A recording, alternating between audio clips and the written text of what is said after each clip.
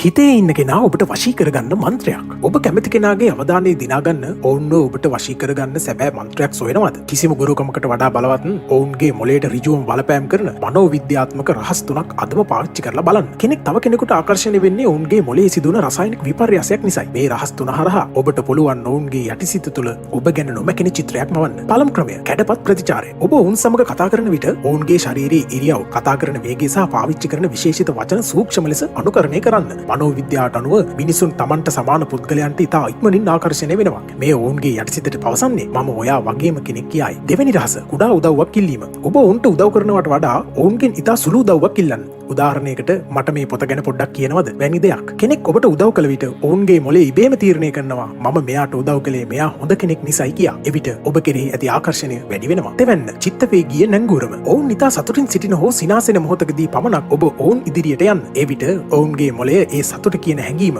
ඔබේ රූපය සමග සම්බන්ධ කරනවා. පසුව ඔබව දකින සෑම විටම ඔවුන්ට නොදැනුවත්වම ඒ සතුට දැනෙන්න පටන් ගන්නවා. මෙය තමයි බලවත්ම වශී මන්ත්‍රය. මතක තබා ගන්න. ලෝකයේ බලවත්ම වශී මන්ත්‍රය තමයි ඔබේ පෞරුෂය. ඔබ ඔබටම ආදරය කරමින් ආත්ම විශ්වාසයෙන් සිටින විට මුළු ලෝකයම ඔබට වශී වෙන්න පටන් ගන්න එක කාටවත් වළක්වන්න බෑ. මේ වගේ දේවල් දැනගන්න හැකිනම් subscribe කරන්න. නොහැකිනම් වහාම subscribe කරන්න.